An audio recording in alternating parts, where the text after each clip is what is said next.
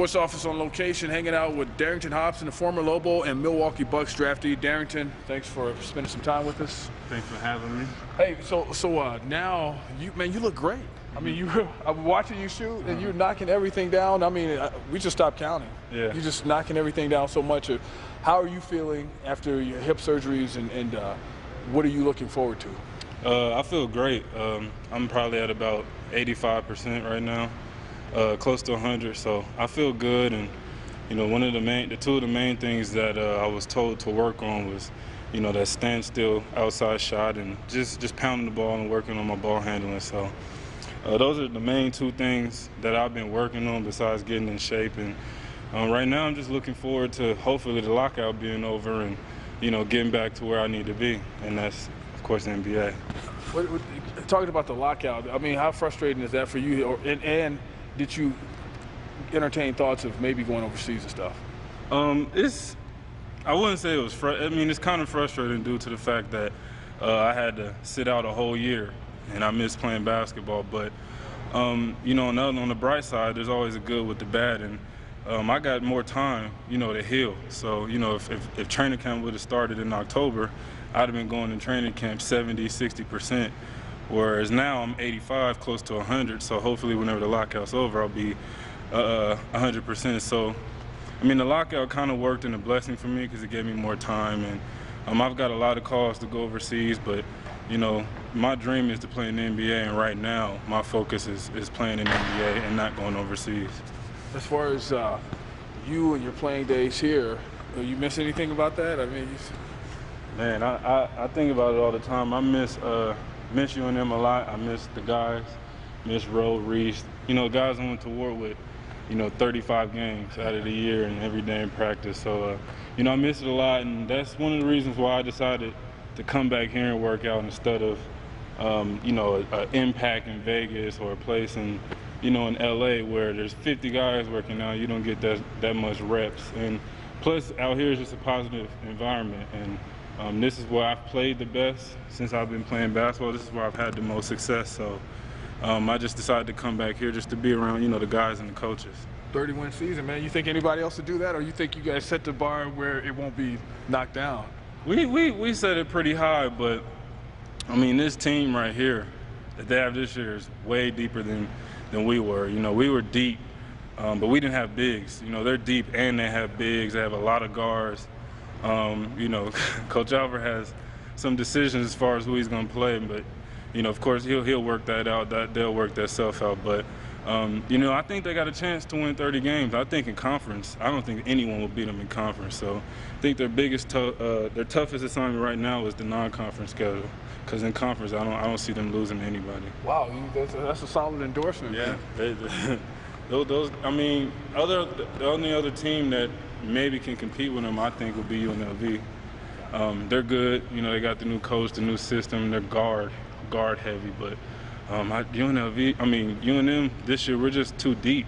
And we got the bigs. You got Drew, you got AJ, you got Big Cam, you got Chad that's playing well, and all the newcomers, the freshmen. So I just don't see them. I really don't see them losing in conference. Well, as far as you and the NBA, what's been the biggest surprise for you? Like something that you're like, wow, really? You know, has it been anything like that? I think the biggest thing about it is how big and how fast and how physical the NBA game is. You know, every level you go up, people tell you it's different. The guys are bigger and stronger. And from high school to college, it was kind of a difference, but it really didn't affect me.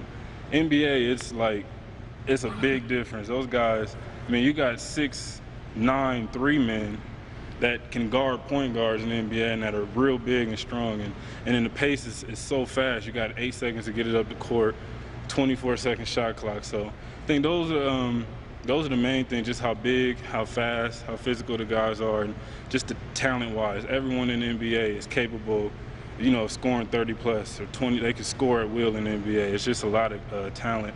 Whereas in college, you know, people, it's just roles. It's just different. And I think the biggest thing that I had to adjust to, or that I'm going to have to adjust to, is the physical play and just the speed of the game. How hard was that year off? I know you love basketball, and then to sit, you know, like that, and after, you know, being drafted and then you got to sit because you have these injuries and stuff like that. So that must have been tough. Yeah, that was probably one of the hardest things I had to go through. You know, the first thing probably for me was going to junior college instead of rolling here my freshman year. But I'm a tough kid. I fight through adversity. You know, what don't kill you will make you stronger, and that's kind of the approach that I took. And it was real frustrating watching the guys play and them losing, knowing that I could have been, you know, a piece that maybe helped them get that extra game that we needed to get to AC. So, you know, and I was in there a lot with the guys, with the coaches, watching practice, and, you know, they expressed to me how much they needed my vision, my versatility. So it was frustrating, but at the same time, I learned a lot from just watching the whole year. So I think I know more now going into my rookie year than I would have if I'd have played last year. As far as the appreciation for the game, I'm sure that went up a couple of notches too, because anytime you have to sit, you realize, like, hey man, it's a good thing I can just move. Right. I mean, you know, sitting out a whole year, like, you have a lot to think about. You try different things, and I mean, the main thing that really struck me was, you know, I love basketball, and that's the only thing I like to do. And that was taken away from me for a whole year, and I didn't know what to do with myself, you know, every day, just sitting there and just.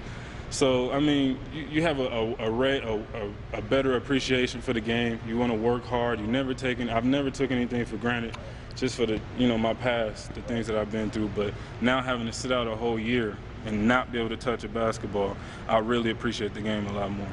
What can make Darington Hobson's NBA career awesome? What's like, if you're writing a book here, what's some of the things that are going to happen?